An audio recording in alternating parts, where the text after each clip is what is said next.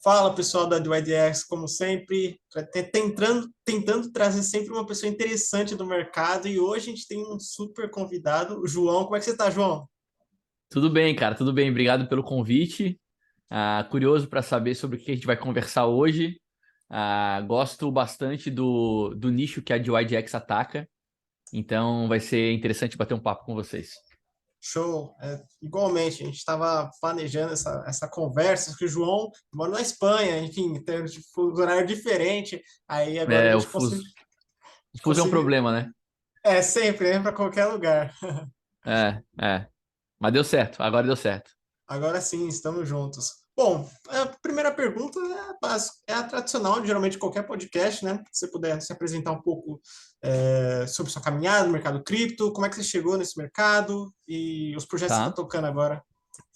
Cara, eu entrei no mercado em 2017 para especular o mercado, assim como muitos entram. Segundo semestre de 2017, eu achei que eu era um gênio dos investimentos, né? Porque fiz muito dinheiro, pensei, putz, eu sou um gênio, não entendo absolutamente nada do que eu tô fazendo, tô conseguindo ganhar dinheiro, então eu devo ser um cara especial. E aí no começo de 2018, a verdade bateu na minha porta, né? O mercado desabou. E aí eu entendi que eu só tinha surfado o fim de um ciclo de alta, né? Que foi o segundo semestre de 2017. Em 2018, muita gente pulou fora do mercado, mas eu resolvi ficar. Eu resolvi ficar para estudar o Bitcoin, entendi o Bitcoin, os valores do Bitcoin, por que o Bitcoin foi criado, né? Entendi de uma vez por todas que preço é uma coisa, valor é outra coisa, e os valores do Bitcoin são sempre crescentes. Entendi também a Ethereum, o potencial que a Ethereum tinha, muito cedo, né? Uma blockchain de contratos inteligentes, a possibilidade de surgimento de dApps ali, que poderiam um dia se tornar populares globalmente, e aí tu precisaria do token para interagir com esses dApps e tudo mais. E então fiquei estudando em 2018 o mercado. 2019, começo de 2019, janeiro de 2019, o sentimento era de muito medo, mas eu estava com os fundamentos muito sólidos na minha cabeça. E naquele momento, mesmo com medo, eu aumentei a minha posição e meio que pivotei o meu caixa para cripto, assim. Comprei com medo, mas comprei. Bitcoin a US$ 3.000, Ether a US$ 87, se não estou enganado.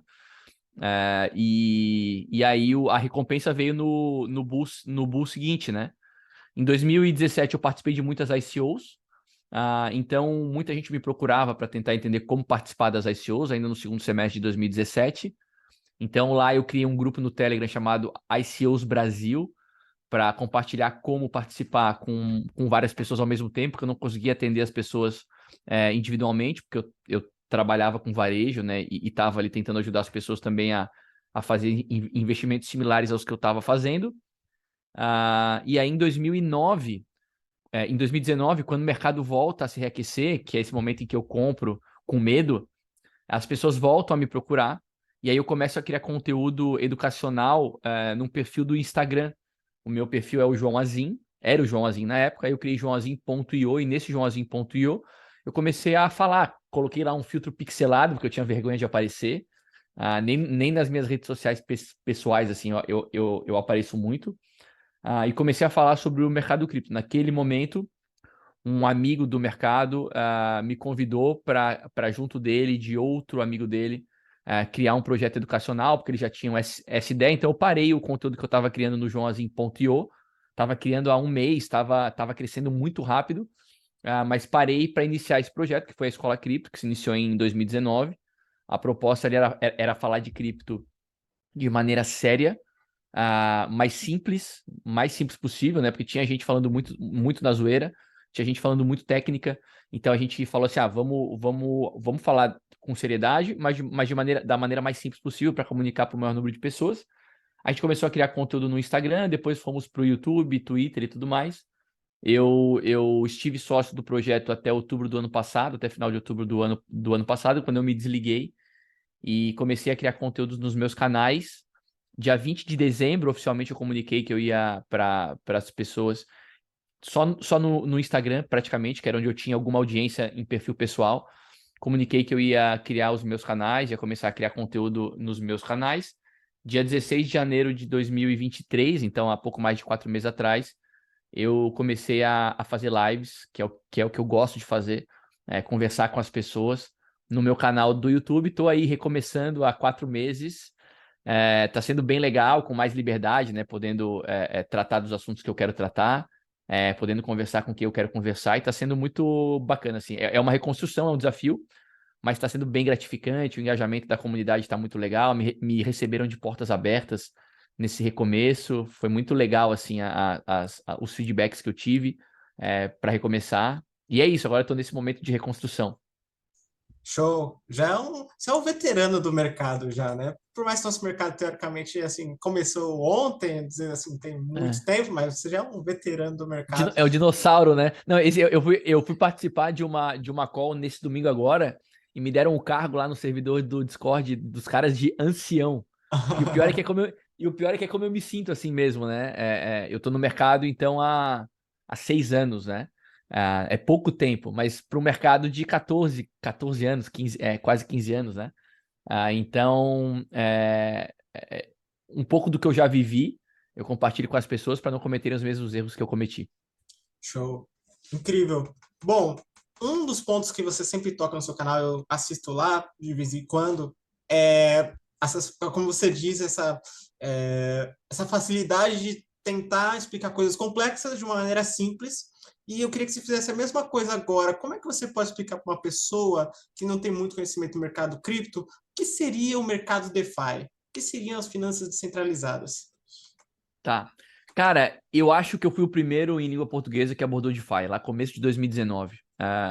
E, e eu fiquei muito interessado porque o que eu captei naquele momento foi que DeFi, né, a abreviação para Decentralized Finance, era a criação de ferramentas financeiras primitivas, né? O que são ferramentas financeiras primitivas?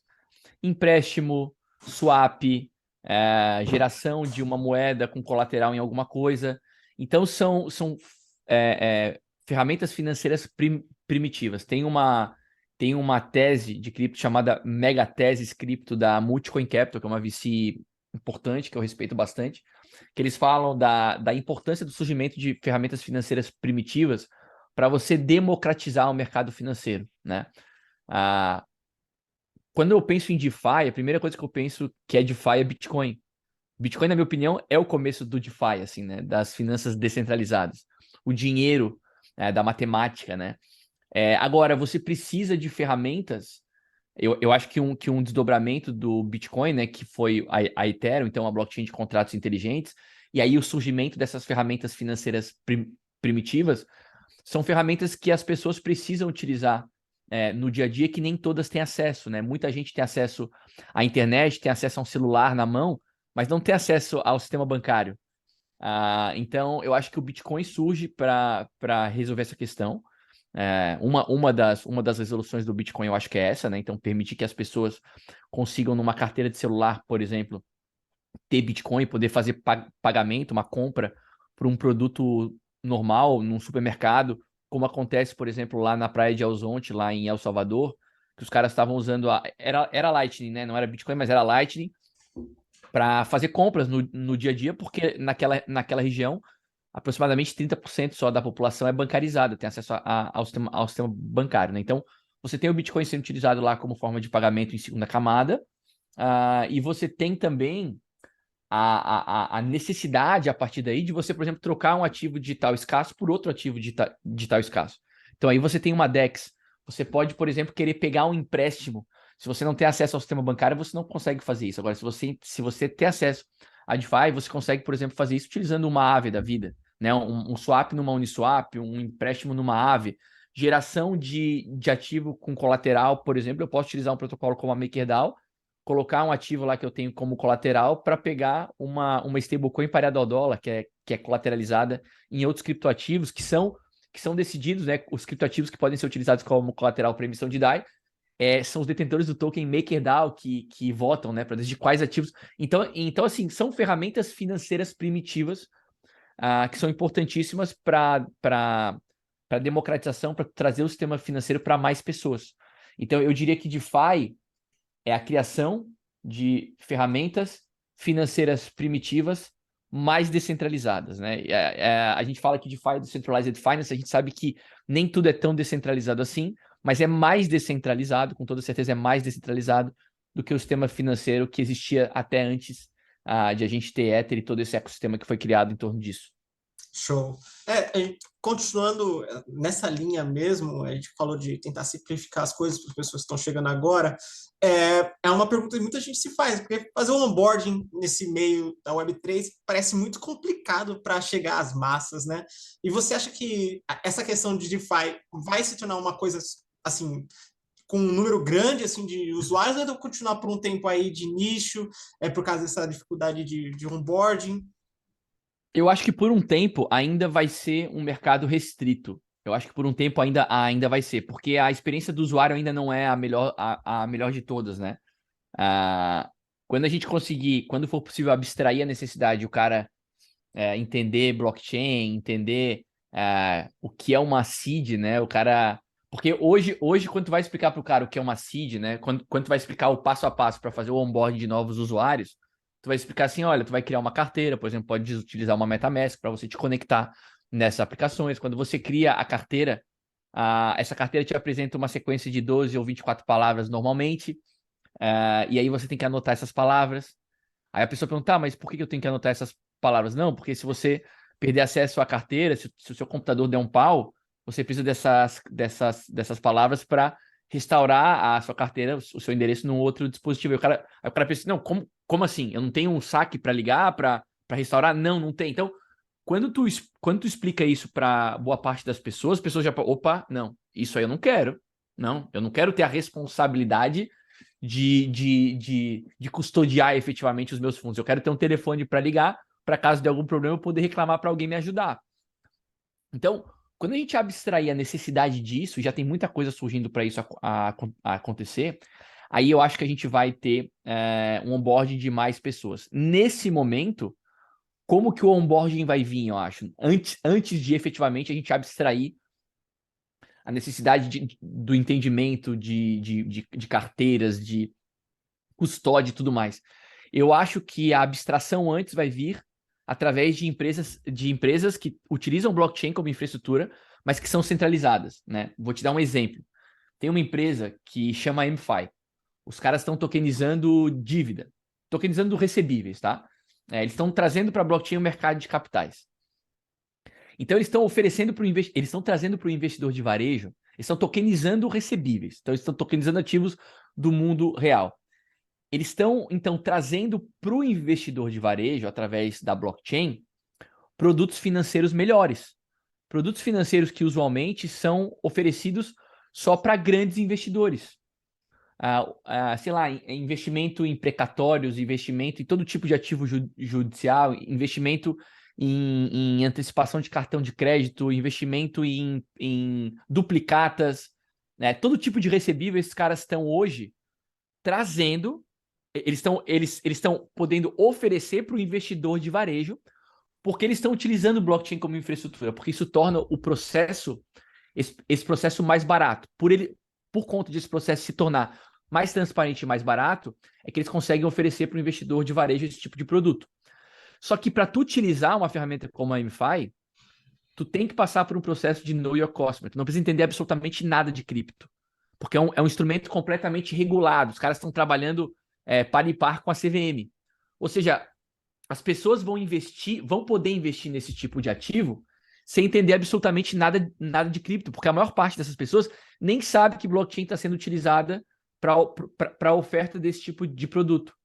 Então, eu acho que antes de a gente ter um onboarding de muitas pessoas em ferramentas financeiras primitivas, descentralizadas de verdade, a gente vai ter um onboarding de muitas pessoas utilizando blockchain que nem sabem que estão utilizando blockchain, porque existirão intermediários que vão abstrair essa necessidade. Então, é o que eu chamo, né? Eu li uma tese há uns 2 anos atrás que separava o mercado financeiro em 3 categorias: DeFi, TradeFi e BlockFi. Não é a empresa BlockFi lá que quebrou, mas BlockFi.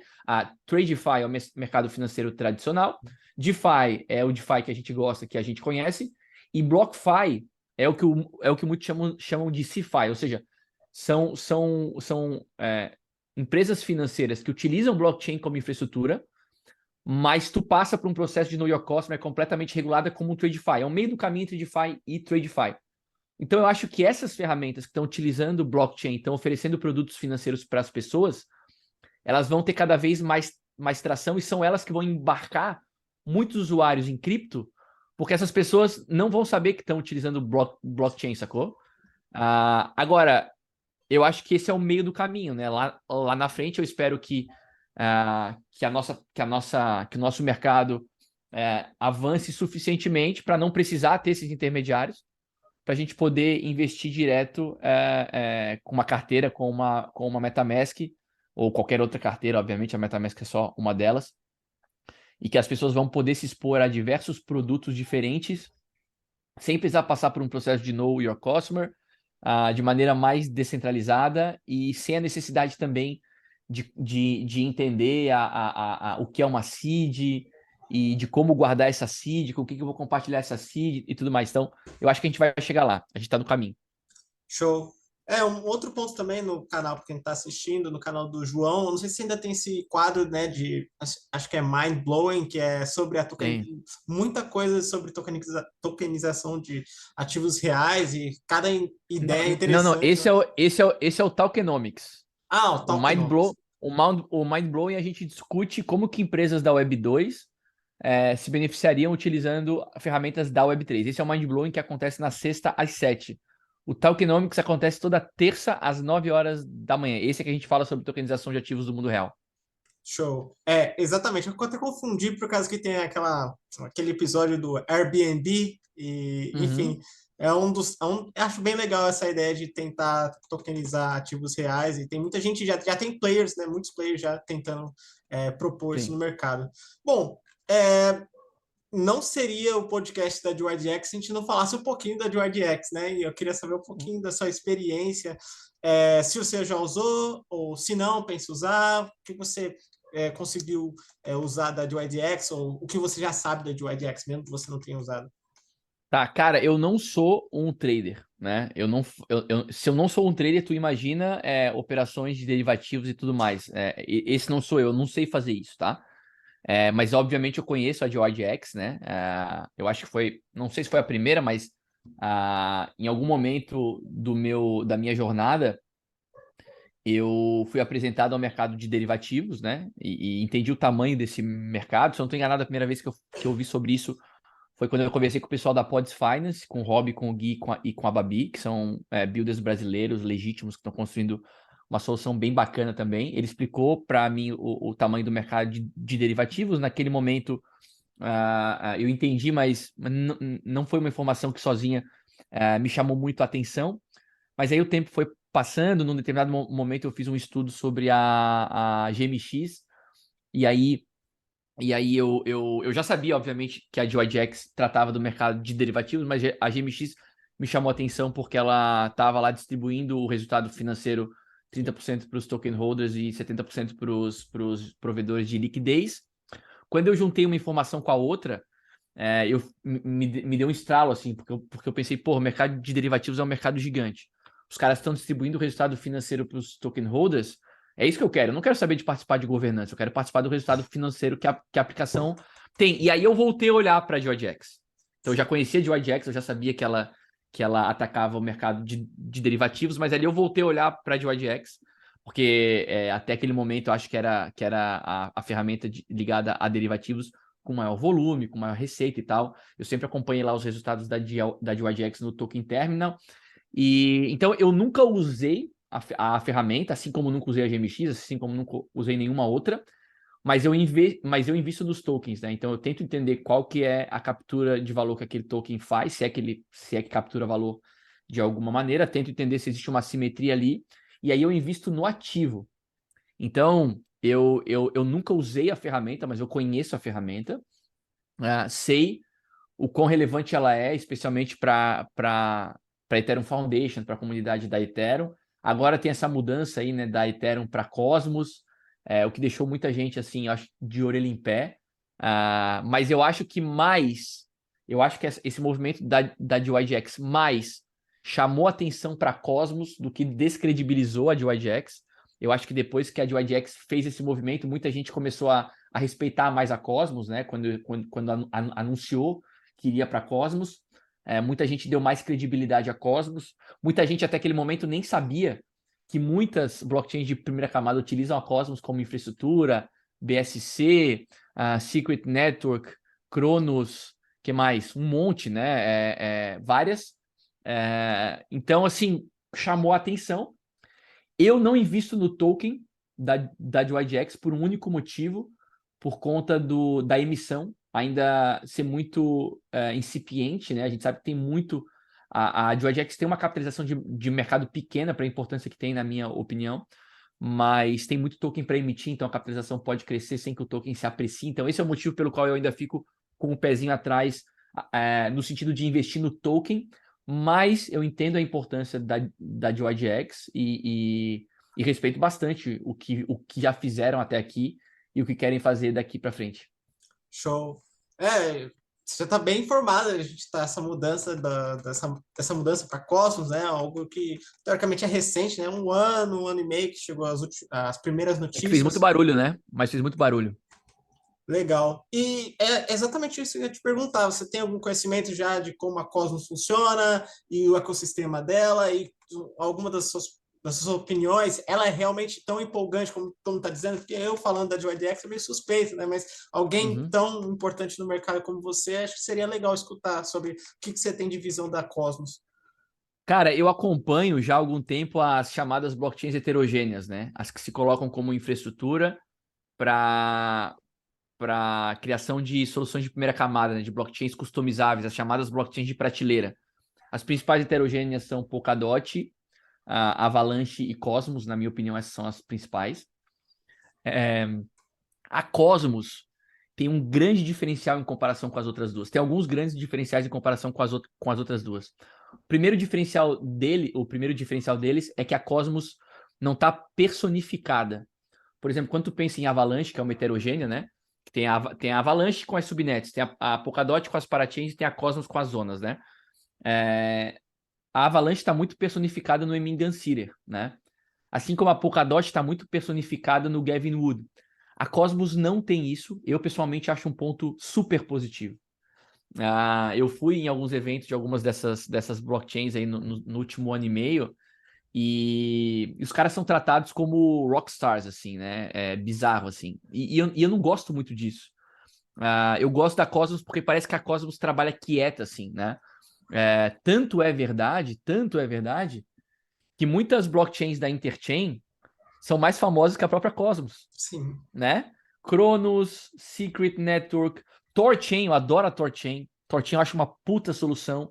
Usa Cosmos. A BSC, acho que mudou de nome agora da Binance para BNB, uma coisa assim. Cara, tem várias soluções de primeira camada que usam a Cosmos como infraestrutura, que são blockchains da Interchain, e ninguém sabe. Isso, para mim, é um sinal super positivo. Qual que é o problema da Cosmos, né? Por que eu acho que a Cosmos não chama atenção? Porque o token não captura valor. Por que o token não captura valor? Porque o token Atom ele serve para segurança do Cosmos Hub. E o Cosmos Hub é uma blockchain modelo para que outras blockchains surjam na Interchain e tenham uma base para começar. Tipo, é como se tu fosse construir um prédio e tu já tivesse a fundação pronta. A fundação é o Cosmos Hub. E no Cosmos Hub não existe nada. Então o token Atom ele serve para a segurança de uma blockchain vazia, que foi criada para ser um modelo para a criação de outros e que está cumprindo esse papel. Eu não sei como está agora, faz tempo que eu não olho de perto, mas há uns 6 meses atrás, os caras estavam querendo melhorar esse tokenomics para o token capturar valor, né? Eles queriam os... Porque se você tem uma variedade maior de validadores, se você tem mais variedade de validadores, você tem uma blockchain mais segura, via de regra, né? Então, cada blockchain da Interchain tem o seu conjunto de validadores. Então, qual que era a ideia lá? Qual que era a proposta dos caras? A ideia principal, né, entre várias outras, era que os validadores do Cosmos Hub pudessem ser utilizados para validar os blocos das blockchains da Interchain. Então, tu ofereceria para as blockchains da Interchain um conjunto de validadores mais diversificado. Então, mais segurança. e em troca, as blockchains da Interchain compartilhariam parte das taxas daqueles que estivessem fazendo stake do token Atom, e se eu não estou enganado, parte da inflação dos tokens dessas soluções de primeira camada também. Então, tornaria o token Atom um investimento muito interessante. Só que eu não sei como está isso. Eles tinham dado um passo atrás, parece que iam refazer a proposta com alguns ajustes e tal, porque tinha uma proposta, porque na proposta também contemplava uma inflação um pouco mais drástica aí nos primeiros 2 anos, se eu não estou enganado. Então acabou que não andou. Então, como o token não captura tanto valor assim, eu acho que esse é o motivo também pelo qual as pessoas não olham tanto para Cosmos. Mas quando eu penso em fundamentos, né? Por exemplo, a interoperabilidade entre as blockchains da Interchain é maravilhosa. É infinitamente melhor, na minha opinião, hoje, do que Polkadot e Avalanche. E ninguém fala disso, é super assim, discreto, sacou? Eu gosto disso. Então, eu não tenho token Atom também. Não tenho um token Atom também. Então, vocês podem ver aí, já que eu não sou um cara que tem uma grande variedade de tokens, mesmo gostando. Eu gostar de um projeto não é suficiente para eu ter o token daquilo no meu portfólio, tá? Mas eu gosto muito dos fundamentos da Cosmos, entendo como funciona e acho que é uma séria candidata aí eu acho que é uma concorrente forte aí para as blockchains heterogêneas, né? É onde existe um ecossistema melhor. Por exemplo, as parachains da Polkadot, mais ou menos. Elas estão ainda engatinhando. As subnets da Avalanche, mesma coisa. Agora, as zonas da Cosmos são Cronos, BSC, Torchain, SecretNet, um monte de projeto legal. Agora vai ter aí a de YDX. Então, cara, eu acho que a Cosmos é um ecossistema pra gente acompanhar, assim. Eu gosto. Show. É, realmente o futuro é empolgante, né? Espero que na parte da execução tudo dê certo. É, Exato. uma coisa que fica muito claro em você, no Orlando, no Castaneda, é de que vocês três, é claro, vocês têm essa experiência de mercado já faz um tempo, mas conseguiram fugir, sabe, do que sempre é abordado na questão de estudo de mercado. Quando você vai, por exemplo, a pessoa que está começando agora e vai querer estudar sobre cripto de maneira profunda, pode ficar naquele loop eterno de análise gráfica e talvez um pouco assim por cima sobre o tokenomics, mas vocês três parecem ter um conhecimento muito, muito denso. Para as pessoas que estão começando e quer chegar nesse nível de estudo, sabe? Quer chegar a esse nível de analisar um projeto desse jeito, que elas podem fazer? Eu vi que também no seu canal você já tem várias certificações interessantes sobre estudo, enfim. O que elas podem fazer para chegar nesse nível e poder, sabe, enxergar essas coisas que você está enxergando agora? Para Cara, esse começar. mercado, esse mercado ele é muito dinâmico, né? Nenhum de nós sabe tudo, para começar, né? Ah, porque tem muita coisa acontecendo simultaneamente, assim. Então, o que eu tô vendo é o pessoal que tá chegando agora optando por mergulhar em algo, especializar em algo. Por exemplo, tem uma galera que tá se especializando muito em NFTs. Ou uma galera que se especializa muito em DeFi. Eu optei, nesse momento, por saber de tudo um pouco. Eu não sou o cara hoje que mais entende de NFTs, já fui um dia. Não sou o cara que mais entende de DeFi, já fui um dia. Não sou mais o cara que entende mais de metaverso, já foi um dia. Tudo isso que foi tendência, eu olhei muito cedo.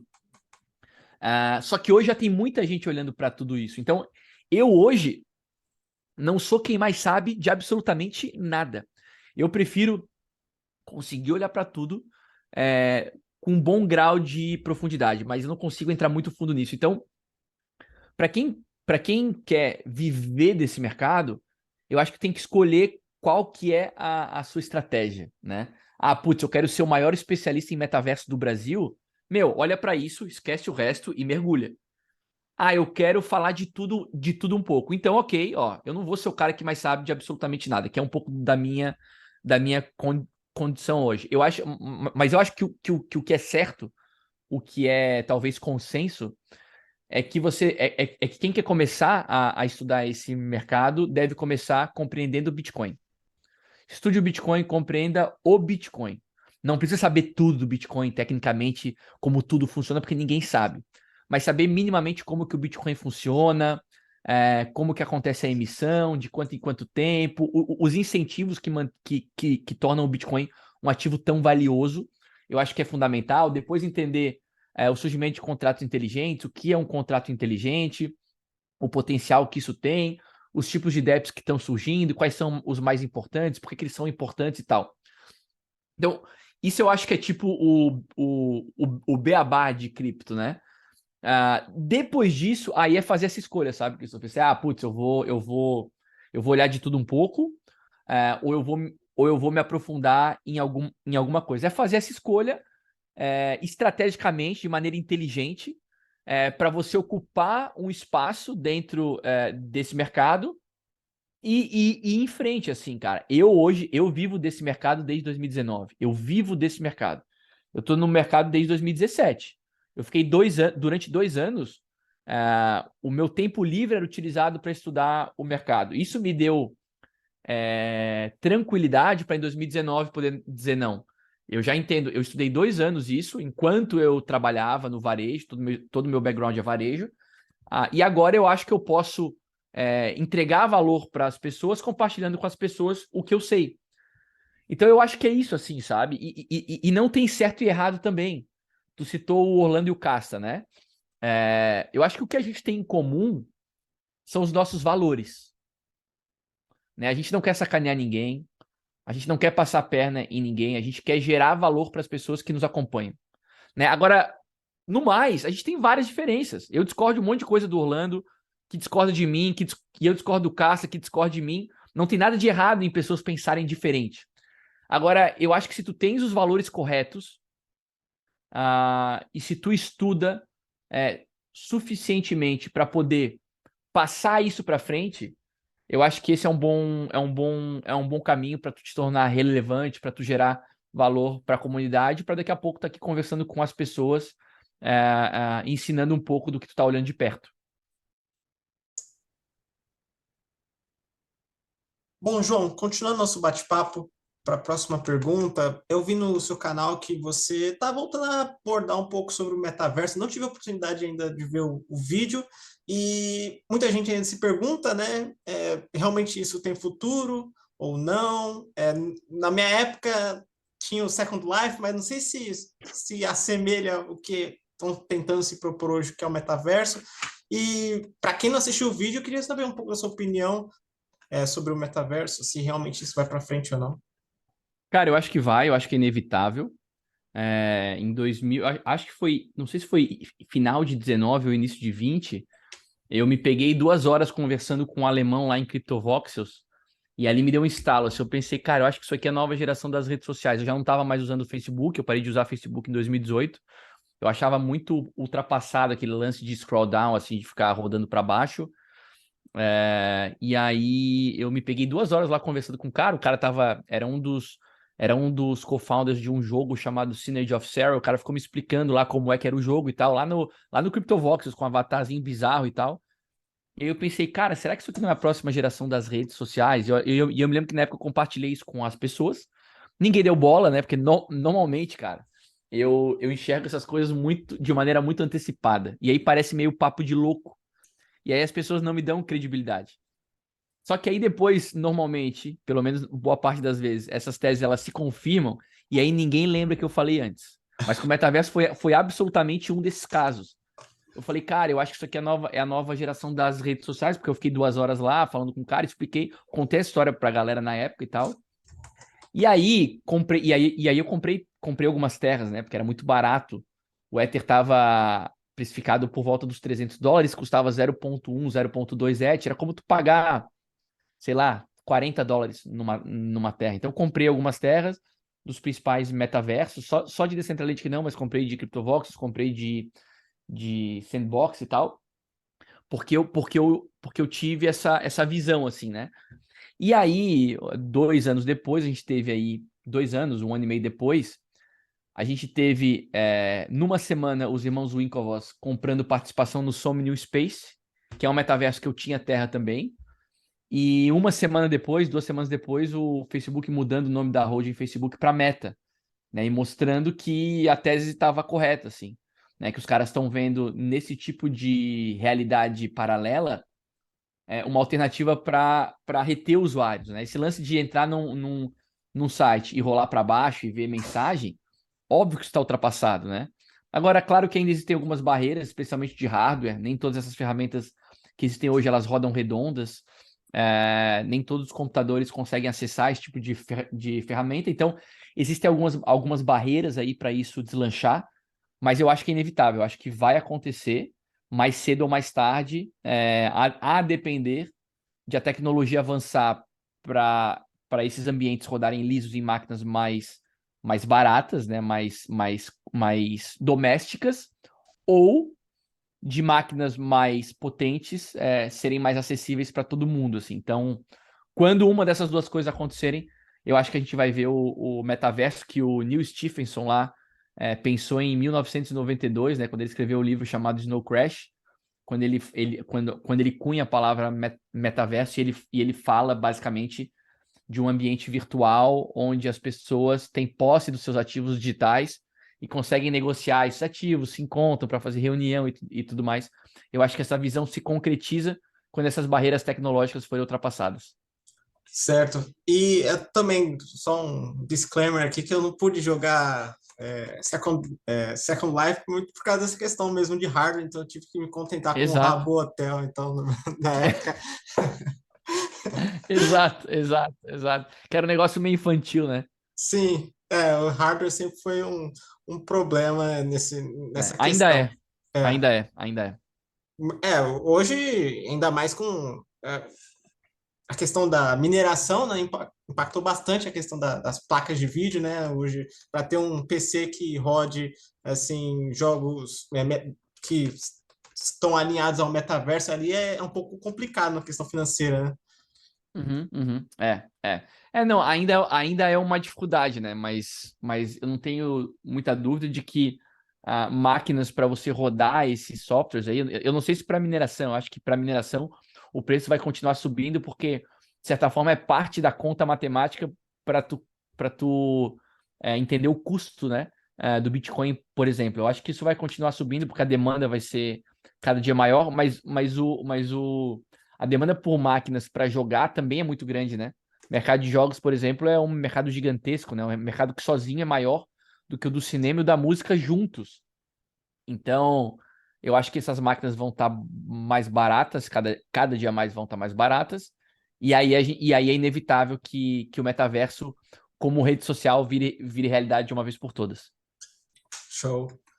Um outro ponto também que você trata bastante, de vez em quando também trata bastante, de vez em quando, trata de vez em quando no seu canal, é sobre inteligência artificial no meio cripto. Nós temos opiniões mistas sobre isso. Alguns dizem que de benefício em si, assim, talvez não seja algo assim tátil, palpável ainda. Outros dizem que vai revolucionar o mercado cripto. Eu queria saber um pouco da sua opinião. Você está no meio? Você está mais para a esquerda, para a direita? Cara, eu não sou a melhor pessoa para falar sobre isso, assim. Tem muita gente que está muito mais por dentro que eu, tá? Mas eu posso compartilhar contigo a minha percepção. Desde o ChatGPT, surgiu muito projeto de cripto voltado à inteligência artificial só por conta do hype do assunto. Ponto, tá? Não conheço nenhum projeto de inteligência artificial, já vi alguns, que tem um produto foda mesmo e que o token capture valor. Não vi absolutamente nenhum. Nem os mais famosos, que tem que tem uma comunidade apaixonada. Nada, nada que verdadeiramente gere valor, tá? Mas isso não significa que eu não acredite que haja sinergia entre blockchain e AI, tá? Eu acho que tem. As ferramentas de AI que não tem nada a ver com cripto, realmente tem ferramentas que são impressionantes. Nem todas são. A maior parte delas são porcarias. Agora mesmo eu tava usando uma, que é uma ferramenta que fala que tu consegue upar um vídeo tu compartilha uma URL de um vídeo do YouTube e ela te dá cortes do vídeo 16:9, deitado, para tu poder replicar um conteúdo que tu criou nas redes sociais. Eu tava testando essa ferramenta um pouco antes de a gente entrar aqui para bater esse papo. Uma porcaria. Uma verdadeira porcaria. Porque ele faz o corte e tal, mas não adianta de nada, assim, a montagem é mal feita, os trechos que ele captou não são trechos interessantes. Então tem muita porcaria, mas também tem muita ferramenta boa. ChatGPT é um exemplo disso. Midjourney é outro exemplo disso. E outras ferramentas também. Então, eu tive agora há um mês e meio no Avalanche Summit em Barcelona. E os caras, o principal anúncio do evento é uma subnet, que é uma solução de primeira camada que usa Avalanche como infra, chamada LLM, né, que significa Large Language Model, eu acho que é isso, que vai ser uma blockchain criada, vai ser uma blockchain beta para não programadores construírem aplicações. Ou seja, os comandos para a construção da aplicação vão ser comandos humanos. Então, tu vai lá promptar lá, construa uma corretora descentralizada nos mesmos formatos da Trader Joe's ou da Uniswap, faça uma marca que tu vai promptar o que tu quiser e a ideia é que ela te entregue uma aplicação pronta. Então, eu vejo muita sinergia, sim, entre blockchain e AI, tá? Agora, hoje, as melhores ferramentas de AI não estão em blockchain. São ferramentas que não têm nada a ver com cripto. Então, eu fico nesse meio do caminho, sacou? Não é que eu não gosto, muito pelo contrário.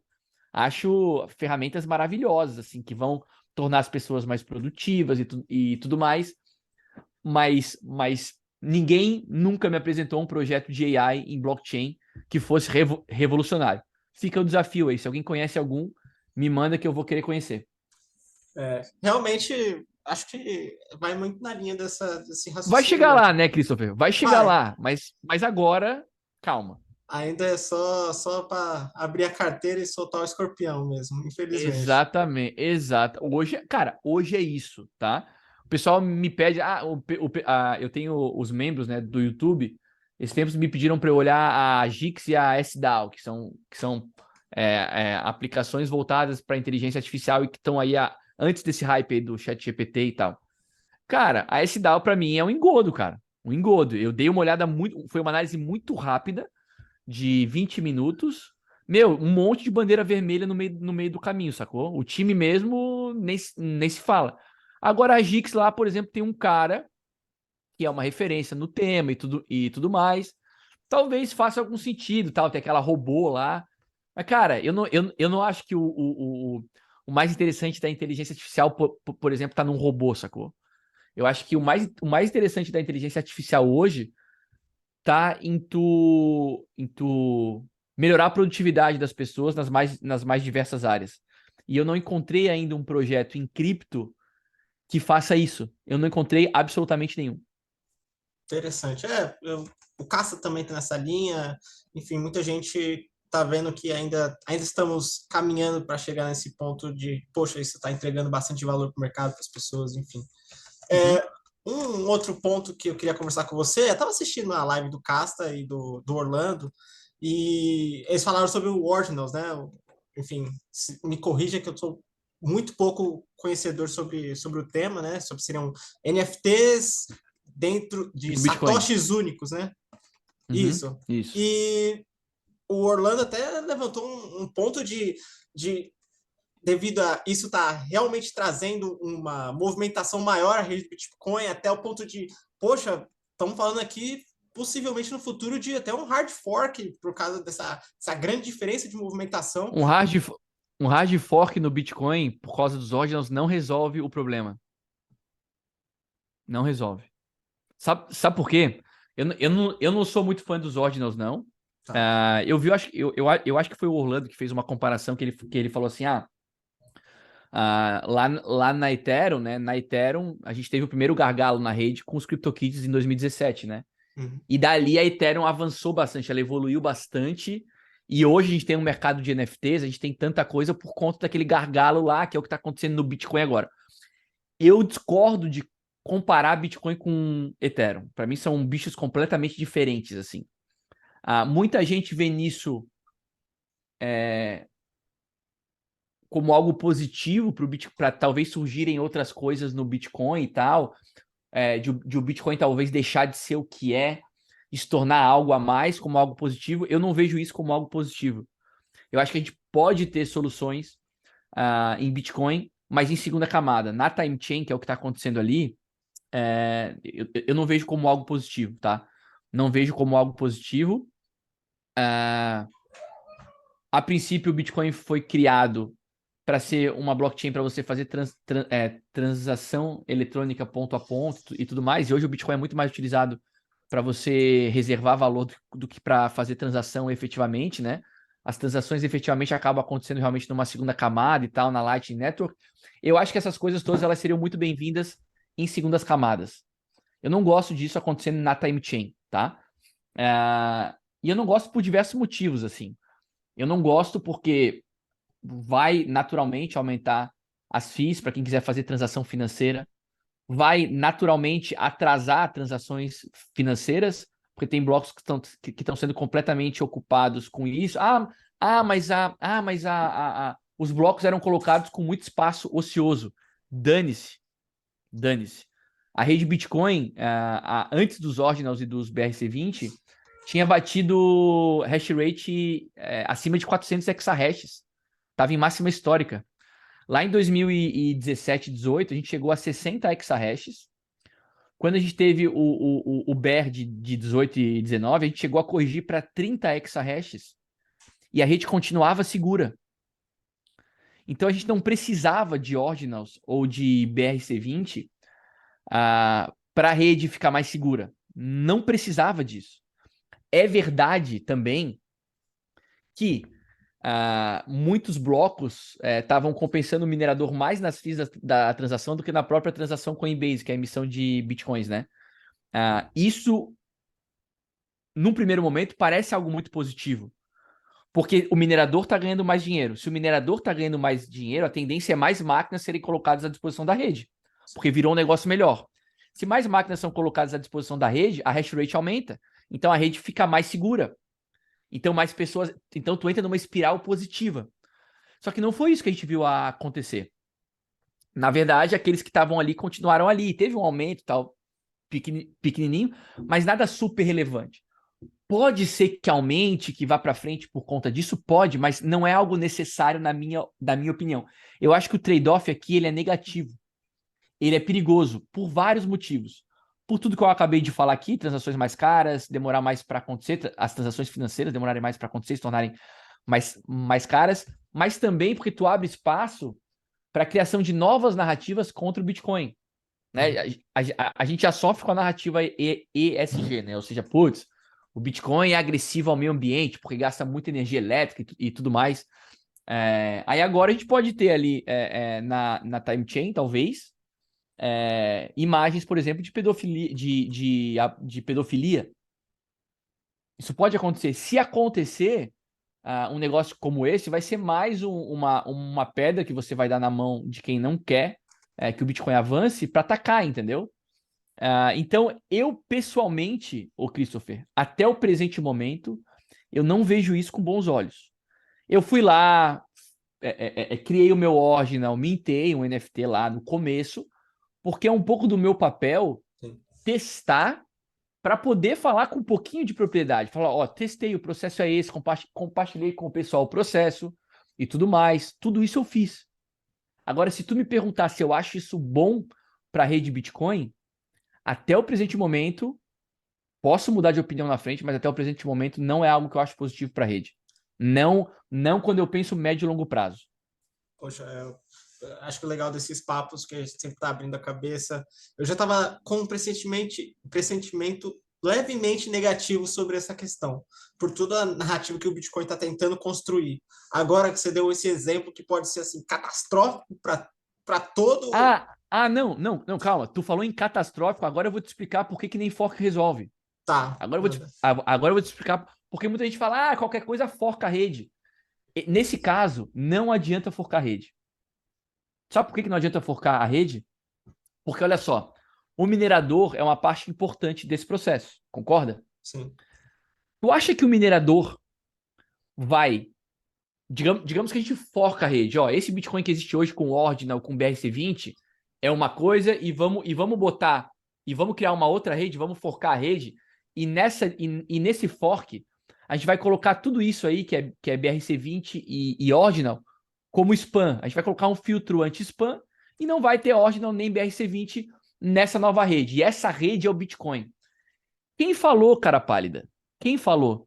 Tu acha que o minerador vai dedicar o poder computacional dele a essa rede que não aceita BRC20 Ordinal ou a rede que tem BRC20 Ordinal porque ele está ganhando mais dinheiro? Criamos um monstro. Criamos um problema. Se os BRC20 e os Ordinals viram um problema para a rede Bitcoin, fork não resolve. Porque o minerador, qual que é a rede principal? Teoricamente, a cadeia principal é a cadeia que tem maior poder de mineração, porque é a cadeia mais segura. Onde que vai ter maior poder de mineração? É onde tem Ordinal e BRC20. Então, eu não gosto disso. Eu acho perigoso. Não gosto. Posso estar errado. Daqui a 2 anos a gente pode falar assim, ó. Não, eu não estava enxergando algo e eu estava errado. Pode acontecer. Já mudei de opinião diversas vezes e estou super aberto para mudar de opinião. Mas se tu me perguntar hoje, eu acho mais perigoso do que positivo. Eu acho que o trade-off não vale a pena. Poxa, tomara que essas reflexões Tomara que eu esteja errado. Tomara que eu esteja errado. É isso. insano, insano. Um cenário insano, assim, que infelizmente pode. O Orlando até tinha colocado, não nessa linha de raciocínio, mas do Ordinals de maneira indireta ser até, vamos dizer assim, responsável pelo fim do Bitcoin. E você realmente colocou um cenário que isso pode sim acontecer. Para mim é um ataque. Para mim, os Ordinals, os BRC20 são um ataque à rede. Independente disso ter sido de fato um ataque pensado para ser um ataque ou não. Tem alguns poucos desenvolvedores do Bitcoin Core sugeriram a aplicação de um filtro anti-spam, né? E aí, de certa forma, você estaria censurando algumas transações, né? E aí tu fala em censurar a transação do Bitcoin, também não pega bem, né? Como assim tu vai censurar a transação? Então a ideia, por exemplo, lá do Luke Jr., que é um desenvolvedor importante, ele chama os BRC20 e os ordinals de spam. E ele fala que poderia ser aplicado um filtro anti-spam, para não dizer que são transações sendo censuradas, né? Que no final do dia é isso. Mas eu acho que isso seria a melhor decisão. Eu acho que essa seria a melhor decisão. Enfim, sei lá. É um pouco da Insano. minha opinião. Insano. Realmente é um cenário que você apresentou aqui que todo mundo devia estar, quem gosta de Bitcoin devia estar bem atento sobre isso. Bom, eu fiquei separar aqui 3 perguntas sobre nosso decorrer do bate-papo, né? A primeira é sobre elas vão vir, né? As CBDCs, né? E existe ainda muita dúvida sobre o que elas podem realmente melhorar no mercado. E também eu queria que você falasse um pouco sobre se é realmente risco às liberdades individuais, porque eu acho que além de se as CBDCs vão ser efetivas ou não, acho que as pessoas estão mais tratando sobre as liberdades do que realmente se as CBDCs vão melhorar o mercado. Eu queria saber um pouco da sua visão sobre as famigeradas CBDCs.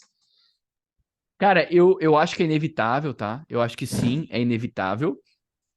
E eu não gosto. Também não gosto.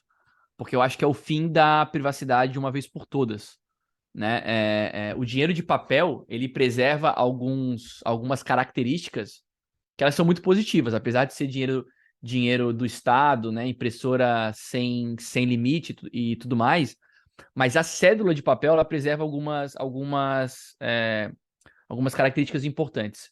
Ela preserva a possibilidade de você fazer uma transação financeira com total anonimato. Se eu estou fazendo uma transação contigo de R$ 50, eu te entrego os R$ 50, eu não preciso perguntar teu nome, tu não precisa saber o meu nome também. Então a privacidade ela se mantém. A irreversibilidade, porque a não ser que alguém faça uso da força para reverter uma transação feita em papel moeda, né? Do contrário, uma transação de dinheiro de papel ela é irreversível. E por fim, a não necessidade de um intermediário no meio do caminho. A gente faz uma transação direta, né? Ah, essas propriedades, essa era a palavra que eu estava procurando, não estava encontrando. Essas propriedades, elas não eram possíveis no meio digital antes do Bitcoin, né? No meio digital, tu perdia todas essas propriedades, porque tu tinhas lá uma processadora de pagamento ou um banco no meio do caminho que não te permitia a privacidade, que não te permitia a irreversibilidade, que não te permitia também a não necessidade de um intermediário, né? As CBDCs, elas vêm para tirar de uma vez por todas o dinheiro de papel de circulação. Isso vai acontecer. E aí, bicho, acabou a privacidade, cara. E aí algumas pessoas podem dizer assim, putz, mas por que tá se preocupado com isso? Tu por acaso é um bandido? Tu comete algum crime? Por que tá se preocupado com isso? Cara, porque eu quero manter o meu direito de transacionar valor com privacidade. Hoje, por exemplo, eu posso, por exemplo, utilizar dinheiro de papel para comprar Bitcoin. Consigo fazer isso. Não é recomendado fazer isso, né? Você fazer uma transação P2P com dinheiro, a não ser que você conheça a pessoa e tudo mais. Mas eu posso fazer. A partir do momento que o dinheiro de papel não tiver mais em circulação, eu estou usando Bitcoin como exemplo, tá? Mas poderia ser qualquer outra coisa, qualquer outro produto. A partir do momento em que o dinheiro de papel desaparece, o governo pode decidir que não, você não pode comprar Bitcoin, você não pode comprar carne vermelha. Sei lá. Não pode mais comprar carne vermelha porque isso está degradando demais o meio ambiente. Eu não estou julgando, tá? Estou só usando como exemplo. Porque está degradando demais o meio ambiente e a gente não quer mais.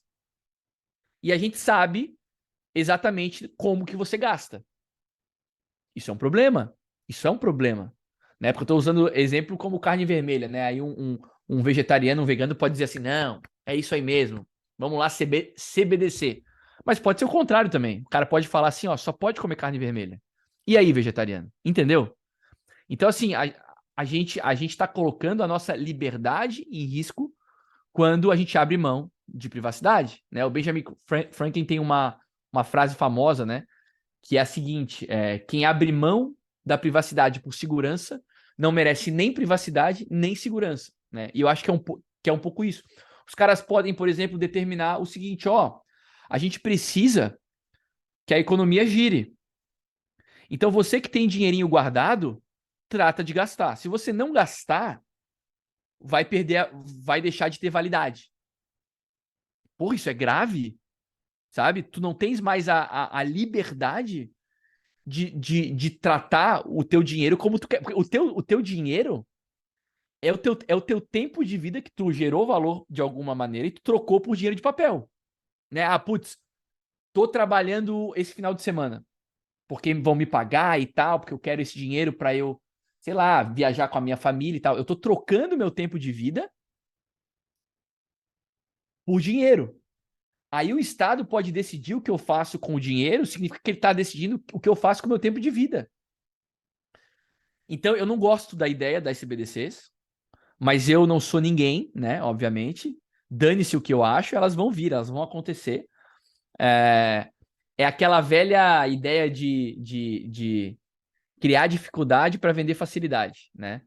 A gente teve aí pandemia, teve aí uma campanha bastante forte contra as cédulas de papel, por conta do vírus e tudo mais. Então, tu bota medo nas pessoas para oferecer uma solução conveniente. Então, não estou falando que o dinheiro de papel é maravilhoso, né? Só que uma CBDC tem absolutamente os mesmos problemas do dinheiro de papel, só que sem os poucos benefícios do dinheiro de papel, que são esses que eu citei aí anteriormente. Então elas vão vir, elas são inevitáveis, e aí eu acho que o Bitcoin se torna um ativo ainda mais valioso. É mais um motivo para o Bitcoin ter mais valor. Porque no Bitcoin esses caras não conseguem tocar, a não ser que eles usem força, soltem bombas em pools de mineração, comprem máquinas para tentar tomar a rede e tudo mais, ou com narrativas, ESG, ordinals, amanhã imagens obscenas na blockchain do Bitcoin. É isso, assim. Então, não gosto da ideia das CBDCs, mas elas são inevitáveis. Sim. O propósito desse bate-papo é sempre trazer um futuro empolgante, alegrar o coração das pessoas, mas enfim, a gente só está trazendo cenários Só catastróficos. preocupação. Só preocupação. E o pior que tudo com viabilidade, tudo com fundamento, infelizmente são cenários dark, assim, que... Mas tem muita coisa boa acontecendo também, né, cara? Esse lance, por exemplo, DeFi, né, cara? Porra, DeFi, cara, tem como um dos seus propósitos trazer financeiras primitivas para todo mundo. Isso é muito bom, né? Tokenização de ativos do mundo real. Até fiz uma thread no Twitter agora, 2 horas atrás, sobre isso. Vai tornar o mercado de investimento muito mais eficiente. o mercado de investimento muito mais democrático. Tu vai poder oferecer para o investidor de varejo produtos financeiros infinitamente melhores. O investidor de varejo hoje, ele pode atuar como provedor de liquidez numa corretora descentralizada. Antes ele não podia. Então, como tudo na vida, existem os dois lados da moeda. Eu não encontrei ainda nada, Christopher, que fosse assim, isso aqui só tem lado positivo. Ganhei na Mega Sena. Não tem nada de ruim aqui. Tem. Vai ter gente que vai querer te matar. Vai ter gente que vai se aproximar de ti por interesse. Sempre tem os dois lados da moeda. E o nosso mercado aqui, claro que a gente está falando de vários pontos negativos, mas tem muita coisa positiva também. Então, eu sou otimista com o futuro do nosso mercado. No final das contas, eu sou otimista. Né? Agora, existem essas consequências, essas ferramentas de combate ao nosso mercado, que eu acho que no final das contas, tudo isso que está sendo criado e que não é bom, são ataques ao nosso mercado, para o nosso mercado não se desenvolver, porque isso vai tirar de pessoas o controle do mundo e essas pessoas não querem que isso aconteça. Também acredito no que você disse. E fica claro, né, que o mercado já cresceu em 10 anos. Acho que dificilmente outros setores conseguem igual, né? Então, realmente é um futuro empolgante que a gente pode estar tendo no futuro. Isso daí foi horrível para fechar, mas enfim. Redundante. Sim, mas que bom que acho que as pessoas também estão compartilhando essa visão de um futuro legal dentro desse mercado. Bom, ficou de falar duas perguntas. Uma é bem simples. Quais os projetos cripto que você, olha, estou muito empolgado, esses projetos para o futuro. Eita, sumiu. Desculpa, a minha câmera desligou, desculpa. Pode repetir a pergunta. Sim, é uma pergunta bem simples, né? Quais os projetos cripto que você está empolgado para o futuro? Essa é a pergunta. Especialmente Bitcoin e Ethereum. Só Bitcoin e Ethereum? Não é só. Mas se tu me Tá. perguntar quais, assim, o que para mim tem a melhor relação risco-retorno, chama-se Bitcoin e Ethereum. Existem vários outros projetos que eu gosto, mas que possuem uma simetria infinitamente maior do que esses dois ativos, mas a simetria é infinitamente maior porque o risco também é infinitamente maior. Então, se tu me perguntar onde existe a melhor relação risco-retorno, pela ordem para mim hoje, Ethereum e depois Bitcoin. Agora, tem vários outros projetos que eu tenho na carteira também, porque a simetria é muito grande e eu tô confiante do ponto de vista fundamentalista. Por exemplo, Polkadot. Polkadot está super free agora. Os números, os dados quantitativos são péssimos, mas eu me lembro que Ethereum em 2019 estava assim também. Então eu tenho, por exemplo, posição em Polkadot, um pouco no ecossistema de Polkadot como um todo. Tenho exposição em alguns ativos ligados a Ether líquido, a Real World Assets e também a DeFi. DeFi também. Certo. Mas assim, melhor relação risco-retorno é o feijão com arroz. Ether e Bitcoin. Certo, a gente está se encaminhando aqui para a última parte do nosso bate-papo aqui com o João. E como vocês sabem, com todos os outros convidados, a gente já tem mais de 15 episódios aqui, sempre faz essa última pergunta, né? João, você já assistiu aquele filme Minority Report? Cara, não lembro se eu vi esse filme, cara. Qual que é a história? Não lembro. Não, mas acho que o Casta sempre puxa minha orelha. Meu, fala De Volta para o Futuro, é mais fácil. Todo mundo já assistiu De Volta. De volta pro futuro já. Com certeza, né? Bom, é que eu gosto de Minority Report, por isso que eu fico citando ele. Enfim, todos os nossos convidados a gente pede assim, imagina aí, faz uma imagem mental do Bitcoin. Daqui 20 anos, como ele vai impactar a sociedade? A narrativa reserva de valor vai ter ganhado, Bitcoin vai se tornar, então, ou do outro lado, unidade de contas, as coisas vão ser precificadas em Bitcoin. Faz uma imagem mental de como vai ser, como o Bitcoin vai impactar a sociedade nesses 20 anos. Claro que carros não vão estar voando daqui 20 anos, acredito eu ainda, mas faz uma imagem mental de como o Bitcoin vai impactar a sociedade daqui 2043, enfim. Cara, eu acho que ou o Bitcoin vai ser utilizado como lastro para emissão de moedas regionais, tá? De países, enfim, de estados, não sei exatamente como, mas eu acho que o Bitcoin pode estar sendo utilizado nesse momento como lastro, como o ouro já foi utilizado um dia. Ou eu acho que o Bitcoin pode ser a própria moeda também, né? E aí a gente não vai estar falando de Bitcoin mais, porque eu acho que nesse momento o Bitcoin pode estar valendo muito dinheiro.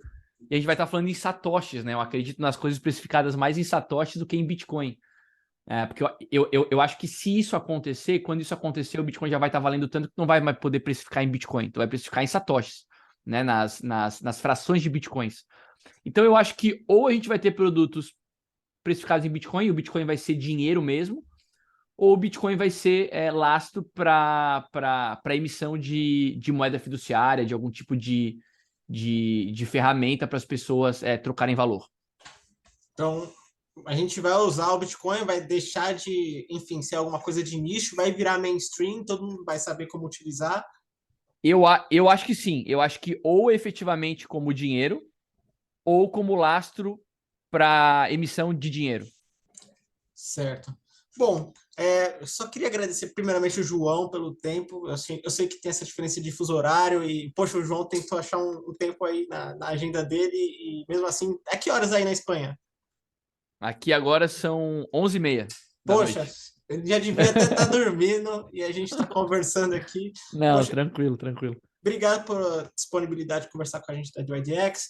Bom, se inscreva no canal do João, se inscreva no canal da DYDX. A gente sempre tenta trazer esses bate-papos que, sim, são relacionados às vezes à DYDX, mas também sobre o mercado em geral. E a gente se vê numa próxima ocasião, tá certo? Valeu, até a próxima. Obrigado.